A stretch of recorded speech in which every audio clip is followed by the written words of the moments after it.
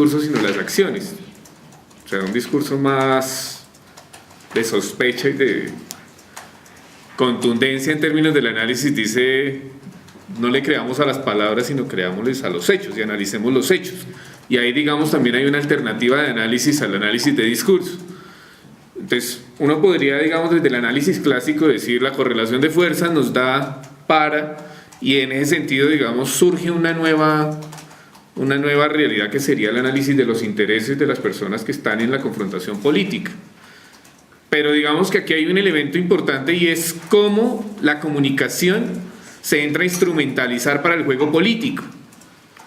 Y ahí es donde, digamos, si lo que tú dices es cierto en términos de que existe una posibilidad de convertir en drama social aquello que va emergiendo de la realidad, el que un perro le desfigure la cara a un niño, el que la violación de un niño se convierta, pero ¿qué termina siendo instrumentalizado de fondo y qué es lo que termina siendo la articulación de aquellos que manejan la comunicación masiva con la detención del poder o con los que ostentan el poder? Porque yo tengo muy claro que lo que estaba detrás del discurso de la senadora era la pena de muerte. La pena de muerte. Y era lo que se estaba buscando, digamos, activar jurídicamente. Y la castración química. La castración química, digamos, o sea, la radicalización de la pena, pero impuesta a quiénes. Y ahí es donde viene un poco la discusión. ¿A quién le interesa en este momento la pena de muerte en el país? Y en ese sentido podemos ya hacer un análisis crítico. Ahí es donde, digamos, la herramienta se vuelve contundente, no tanto para hacer el análisis de la correlación de fuerzas, porque digamos que ese es el que nos han enseñado a hacer históricamente un poco, ¿sí? Los intereses específicos que se juegan, pero también es cómo se logran activar emotivamente a partir de procesos comunicativos unas inclinaciones políticas de una sociedad que no está preparada, digamos, para asimilar críticamente esos discursos y esas propuestas simbólicas que se ponen a jugar en los medios masivos. Y que de alguna medida, digamos, que ellos operan, cuando uno lee ya Hollywood desde una perspectiva crítica, pues empieza a ver cuál es su discurso hegemónico, qué es lo que es Iron Man, qué es lo que es el hombre de acero, ya no solamente en términos de construcción ficticia, sino de propuesta de modelo imperial incluso. ¿Quiénes son los buenos, quiénes son los malos, a quiénes hay que eliminar, a quiénes hay que proteger? Cómo el uso indiscriminado de la fuerza cómo la técnica se utiliza en términos de la construcción de un enemigo conjunto. Y entonces aquí es donde, digamos, esta perspectiva cobra vigencia. Porque si no operara en la realidad, pues no tenía sentido, digamos, colocarlo aquí al centro de la discusión. Porque yo sí encuentro análisis, pero son marginales. Esos análisis no se convierten en discursos hegemónicos. Todos sabemos que hay petróleo allá. Pero ¿y? O sea, todos no tomamos... El hecho de tener una postura incluso pasiva quiere decir que estamos permitiendo la acción del Estado por la canalización de esos recursos hacia los fines del Estado. Ahora, tomar una actitud a favor de la movilización, ¿qué sería en este caso? Porque ahí es donde empieza ya a tejerse cuáles son los vínculos reales que existen con esas poblaciones, y casi que si uno hace el análisis de cómo operó todo el fascismo, que nos hablaba Juan Carlos, el fascismo operó precisamente inmovilizando al conjunto de la población, convirtiendo en natural una propuesta que se convirtió en pensamiento único. Y entonces nosotros... Creo que aquí sí me recojo un poco en la propuesta de Lucho en este momento lo que estamos proponiendo de hecho es restémosle peso al pensamiento único tanto de izquierda como de derecha, porque es que ahí también nos distanciamos de los discursos únicos de la izquierda, en donde el malo es aquel que está oprimiendo y el bueno es aquel que es oprimido, para darle lugar a los distintos discursos, pero también para darle lugar a la comunicación entre esos discursos. Y ahí enlazo con mi intervención anterior. Nada ganamos con que aquí cada uno exprese su opinión si no estamos con una actitud de mediar lo que yo tengo preconcebido con lo que me están presentando desde otras percepciones de realidad. Y en ese sentido, cuando yo medio, estoy dándole lugar de existencia a aquel que coloca el discurso en el escenario público. Si soy capaz de mediar con un conservador, pues no le puedo exigir que deje de ser conservador para hablar conmigo. Así como él, entonces ahí ya en el ejercicio empiezo a habilitar. Si él quiere hablar con un anarquista, con un comunista, con un nimierdista, tiene que darle lugar a la cabida y a la existencia del discurso y de su existencia como ser individual social. Entonces ya empezamos a construir otro parámetro de democracia desde el ejercicio específico del lenguaje. Edwin. Ya levantaron la mano. Bien, yo creo que Milton toca un tema que es importante, y es el tema de los buenos y los malos, ¿sí? Por ejemplo, uno se pone en el marco de la lógica de discusión de las políticas, uno dice, bueno, están en La Habana discutiendo, ¿sí? Pero uno que puede ver si uno se proyecta en el post-conflicto, que puede pasar lo del Salvador. Entonces ya tenemos gente que para robar ataca con ahí sí, no en el lenguaje romántico, pero le echa a los perros, ¿sí? La segunda es el tema del ácido, el tema de los borrachos, por los enfoques de seguridad. Y ahí uno se pone a pensar lo de Ítalo Calvino, y es que si los buenos, bien sean los que se piensan desde la izquierda radical allá de que las FARC o los grupos guerrilleros, o desde el ejército, yo creo que no es ninguno, pero si los buenos son los que generan la política contra los malos, ¿quién nos defiende de los buenos? Que era lo que decía Ítalo Calvino. Y es, venga, el ejercicio del poder, bien sea por las armas de un lado o del otro, están fregando gente que no tiene nada que ver, ¿sí? En todos los órdenes, en todos los tipos de comunidades. ¿Y cuál es la propuesta desde la academia? O sea, ¿cuál es el enfoque de construcción puntual? O sea, ¿cómo es que se construye? La pregunta sería, ¿cómo es que se construye el lenguaje del posconflicto, por ejemplo? La lógica de enunciación, ¿sí? A partir de accidentes, a partir de robos. Una de las discusiones que se daba con la discusión con los paramilitares, con la desmovilización, entre comillas, de los paramilitares, era que esa desmovilización era para que los paramilitares llegaran a las grandes ciudades, y lo hicieron.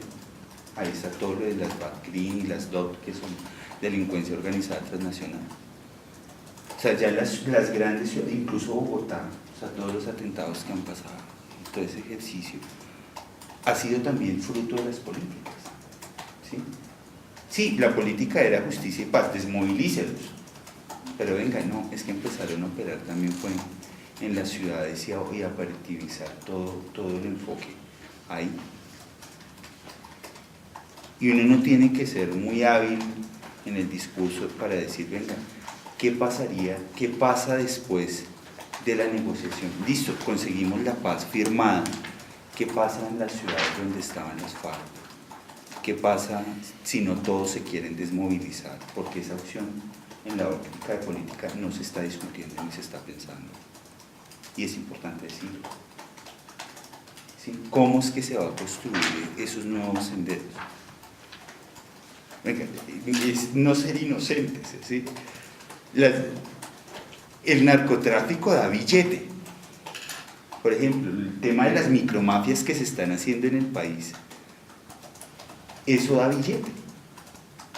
Y si a la gente le dicen, mire, le ofrecemos un trabajo en una carpintería a que usted se estuviera ganando 2.000 millones en un fin de semana, versus una carpintería o programa de restitución de familias y ese tipo de cosas, la gente de alguna forma puede delinquir si no se le brindan las condiciones. O sea, es claro. ¿Cómo es que se está configurando el ejercicio de la paz? ¿Sí? Es listo, digamos que se acabó la guerra y ya todos estamos bien y nos damos piquitos y vamos de la mano por el mundo, ¿sí? ¿O de qué tipo de paz?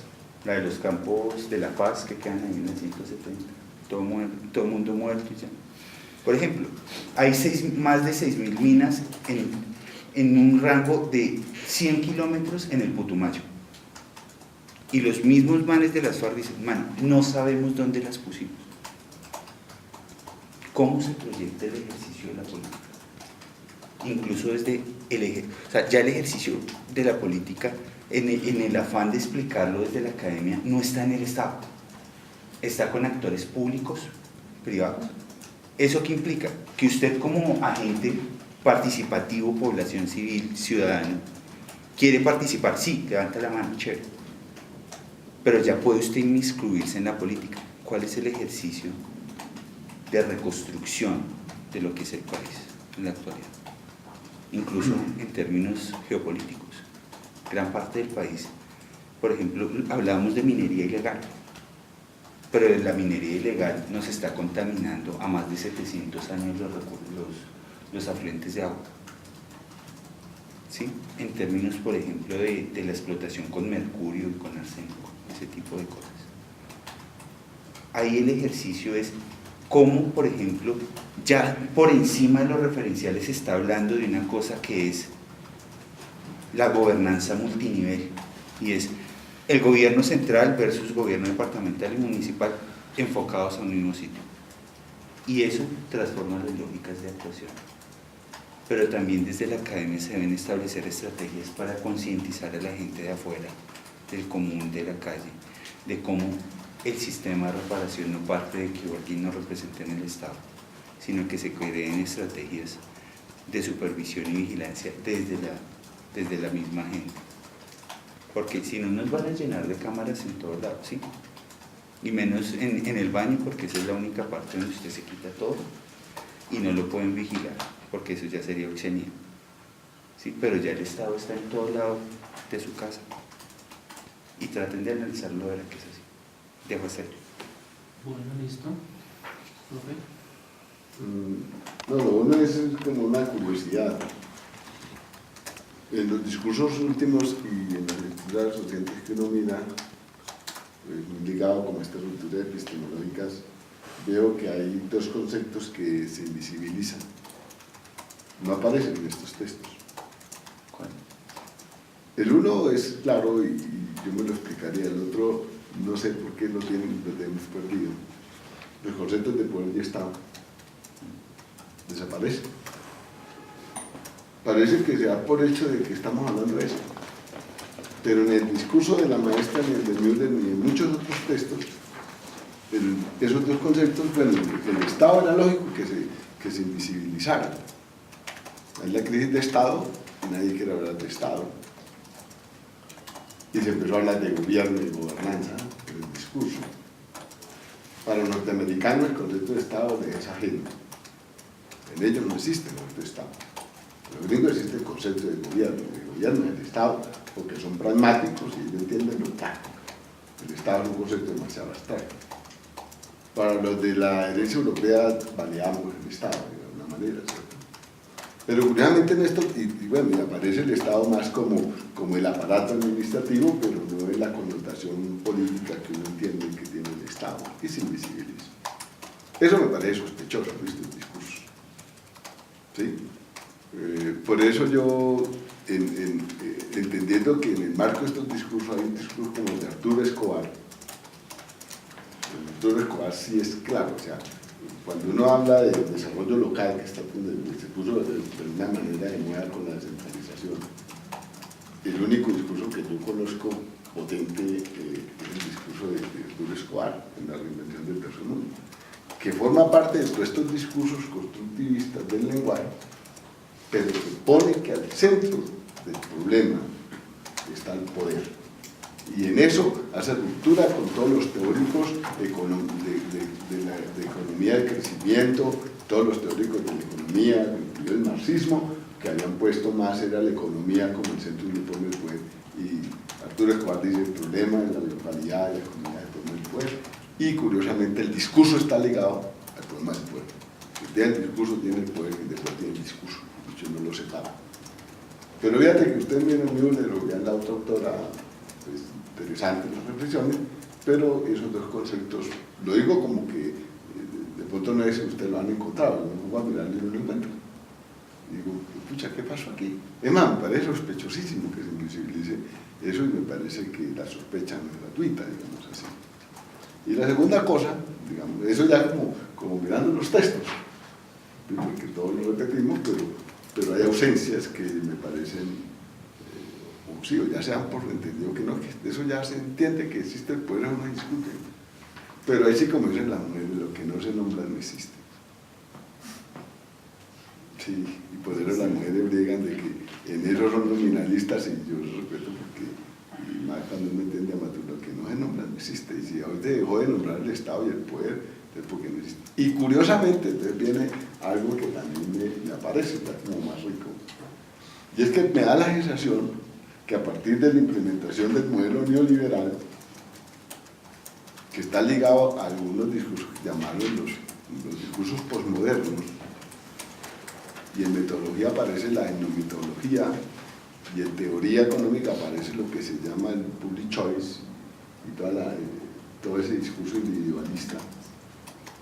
Curiosamente se visibiliza, y curiosamente aquí lo estaban diciendo, se visibiliza, digamos, la vida cotidiana como objeto de política pública. Y se olvidan lo que llamaríamos, se vuelven, digamos, esos elementos postestructuralistas e individualistas. Entonces el problema es el problema del individuo, o sea, el problema de los perros, del niño, ¿sí? Problemas de vida cotidiana. La niña, la señora preocupada por el niño huérfano, y eso no porque no sean problemas. Y voy a cerrar con un ejemplo que me toca a mí. Y resulta de que nos olvidamos de los problemas estructurales propios de la modernidad. Yo sé, ahí utilizo eso, yo no me lo de la posmodernidad porque yo de alguna manera como hijo mexicano, a mí no me molesta la posmodernidad y me gusta la posmodernidad, es necesaria la posmodernidad. Y me gusta la reivindicación del individuo, y es una falla, digamos, de alguna manera del socialismo rancio, pero no como para no entender que yo no soy un producto, que no somos productos sociales, etc. Pero aquí quería como hacer la figura que no encuentro la forma de decirlo. Se visibilizan los problemas de la vida cotidiana, del acontecimiento. La política pública se vuelve objeto de eso. Y resulta que se invisibilizó los problemas de la modernidad que eran de tipo estructural. En el discurso de la mujercita, la compañera esta, se hace énfasis en el individuo, pero lo social y lo cultural como que no me aparece, digamos así. Y lógicamente, bueno, que los ejemplos de la guerra que nos plantean, parece que todo el mundo está, no porque no sea partidario de los problemas de LGTB, eso es claro, es un problema, que de políticas públicas, o de los ciegos, o de los, claro, pero para mí eso pareciese que fuera más importante. Y claro, y también como más efectivo, poner la rampla, para que caminen en los baños, poner donde vayan, y eso, bueno, y eso hay que hacerlo.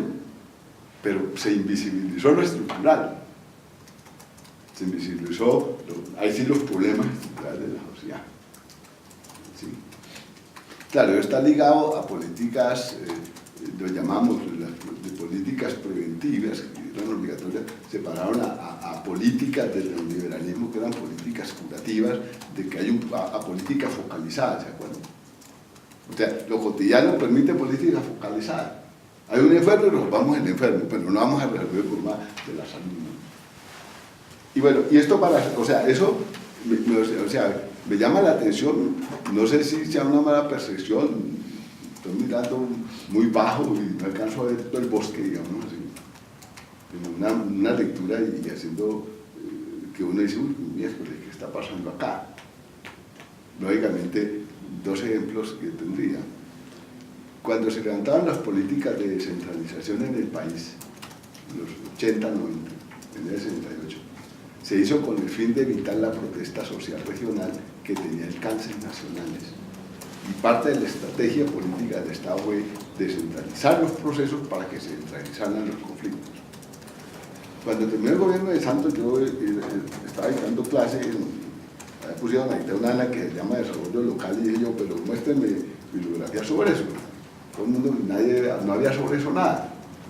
Uribe Laza es muy chistosa, pone a hacer sobre lo que, porque hablaban de desarrollo regional, pero aquí es desarrollo local, y eso tiene teoría, tiene epistemología. Entonces estaban enseñando desarrollo regional, y dijeron, no, eso es lo regional fue de los 60, eso fueron las cartas, el desarrollo local, díganme cuál es.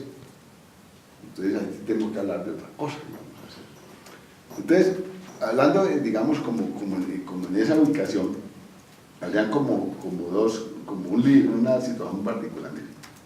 En mi caso, que yo trabajo en el petróleo, yo me atrevo, como una de las cuestiones de mi trabajo, es decirte que dentro de la política petrolera, que nunca se ha abordado como política pública en términos del estudio, el subsistema, hay dentro del sistema de política pública petrolera otro subsistema que es el de regalías. Y la gente en Colombia, que eso es el 10% del problema petrolero es regalías. Pero para la gente el problema petrolero es regalías. Para universidades, para todo el mundo está peleando 10% de regalías, que eso no es nada, que eso no es nada. Oye, ¿dónde quedó el problema petrolero? Nadie hay el problema petrolero. Aquí estamos editando un curso de la USO, a veces el libro que va a traer con la USO, pero es que ni usted ya hablan de problema petrolero. Ustedes también están metidos en el cuento de la productividad y cuánto sube la acción, porque ustedes ya son socios de Ecopetrol y se olvidaron, son empresarios ya. Oigan, curiosísimo el poder del sistema de individualizarle el cuento, rompe el sindicato, vuelve empresarios y propietarios de los trabajadores porque tuvieron la primera opción para ser accionistas. Eso rompió a la USO y la USO. Lo digo porque yo conozco eso, pues se acabó. Ya lo dije a ellos. La gloriosa USO era la gloriosa USO, ya eso no existe. Eso le dijo, ya no vi, dijo, eso hay que votarlo, que después lo reintegramos, pero ya cuando se reintegra viene más sitio ya no tiene nada que hacer, porque ya sabemos cómo lo vamos a... Así fue la política. Eso para el sentido de cómo la política de individualización, que es propio modelo neoliberal, que dijo Uribe, hay que hacer un país de propietarios, de individualizaciones, digamos, de cómo se rompen temas culturales y sociales en general. Y de hecho existe teoría, porque no podemos mirar eso. Entonces lo digo un ejemplo un poco, o sea, nos ponen a pensar todo, de los senadores, la universidad, hablan todo lo que hablemos de regalías y se escribe sobre regalías, que uno escribió sobre también. Oye, ¿dónde quedó la política petrolera? A nadie le importa un rabo Rubiales, a nadie le importa un carajo eso, a nadie le importa un carajo el medio ambiente, la explotación. Y eso me parece, o sea, como que mientras nosotros estamos preocupados por lo que nos sucede como individuos para sobrevivir y el día a día, los problemas de la vida cotidiana, y son nuestra preocupación, y tratamos como de levantar políticas y votamos por quienes nos pueden formar los grandes problemas, los problemas estructurales que eran de la modernidad, y se da una radicación por pensar eso, y uno dice, pucha, ¿verdad? Y ahí sí nos olvidamos de lo fundamental. Y eso me sale de mirar los discursos, estos discursos últimos que hemos visto. Digo, oiga, ¿y el poder dónde quedó? El Estado no lo aguanta, que desaparezca, que va a volver a renacer, lógicamente. Bueno, que iba a volver a teorizarse sobre el Estado, me imagino, y lo están teorizando felizmente los países vecinos que todavía enfatizan el Estado, que sabemos que no es el Estado que nosotros, y el Estado hay que replantearlo, hay que volverlo a teorizar. Que hay que teorizarlo necesariamente, ¿sí? Como se quiera asumir. Pero quería llamarme la atención y contarles a ustedes ese problema, o sea, me emerge ese problema, luego por las intervenciones, de dónde queda el asunto. Y bueno, eso eran como las preocupaciones que me asaltaban un poco y tanto de darle a la Listo. Víctor, luego Andrés y luego... De la palabra de los que no han hablado. Sí. Andrés, entonces. Bueno, pues yo voy a, pues, como más o menos a empezar de lo que dijo el profesor, como a responder algunas cosas sobre el tema del poder particularmente, y pues he dicho que el poder siempre es inmanente en todo el análisis de la política, y eso lo hemos visto a través de las distintas tensiones que existen y que particularmente el profesor Munera teoriza y ha teorizado toda la vida respecto a el poder como dominación o poder como situación estratégica compleja el poder como fuerza o poder como consenso, el poder constituido o el poder constituyente, o el poder como capacidad o como praxis. Todo esto lo hemos visto acá, digámoslo, no necesariamente explícito en las lecturas que hemos señalado, pero sí es algo que navega por todas las tensiones de política pública, y es que uno no puede aspirar a diseñar ni evaluar una política pública si no tiene claras las relaciones de poder que, desde las cuales emergieron esas políticas públicas o para las cuales fueron diseñadas. Y esto, digámoslo así, es muy importante porque acá se olvida el papel de la teoría muchas veces en análisis de política pública, y particularmente de los modelos realizados por los economistas, y no necesariamente por el public choice, ni porque acá hemos satanizado el empirismo y hemos dicho que, aunque sea individualizante, también es una forma distinta de ver la realidad y pueden ser rescatables. En segundo lugar, pues quiero señalar como algo que de pronto sí le hizo falta a este curso, y es una lectura asistémica de todo lo que pueden ser las relaciones de poder y cómo se diseñan y formulan las políticas públicas, y esto particularmente pues con algunas intervenciones que se han retomado a partir de Foucault, y cómo particularmente el concepto de sujeto y subjetividad fue, o sea, lo hemos como sacado por la tangente un poco y lo hemos despreciado para realizar un análisis particular de las lecturas y de los temas de política pública. Particularmente me quiero referir a el sujeto y la subjetividad, en donde un sujeto es sujeto de algunas cosas de los demás y al mismo tiempo sujeta a esas otras cosas, y cómo la intercepción de los sujetos, colectivos e individuales, forma nodos, y esos nodos pasan por cristalizaciones que pueden ser institucionales, y pues el nodo de nodos obviamente es el Estado.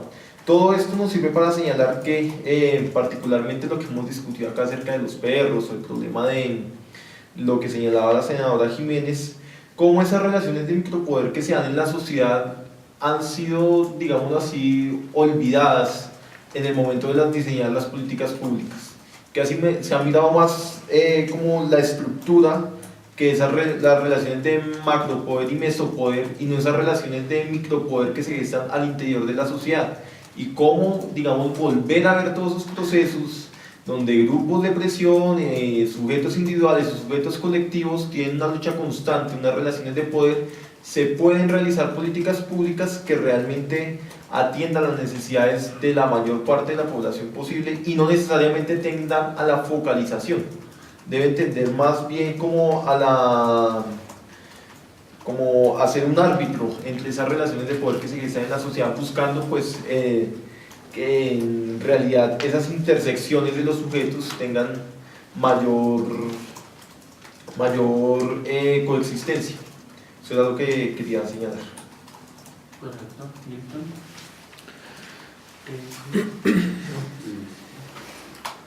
Bueno, yo aquí digamos que ya la discusión en la que nos mete un poco Lucho, nos toca volver un poco a los clásicos, ¿sí?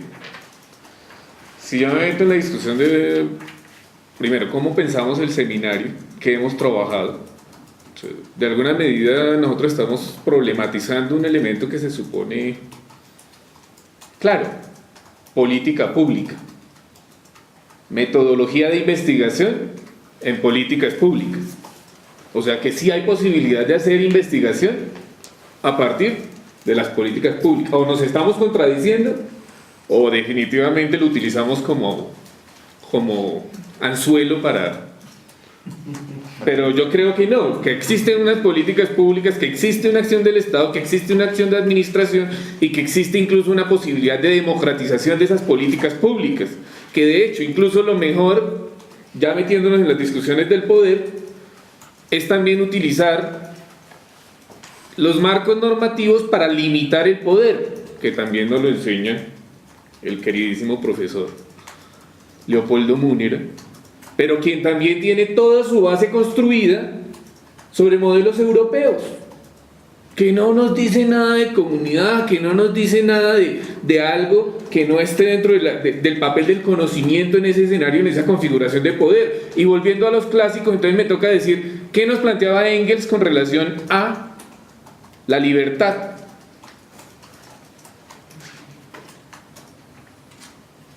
Porque Engels es uno de los teóricos fuertes del Estado dentro de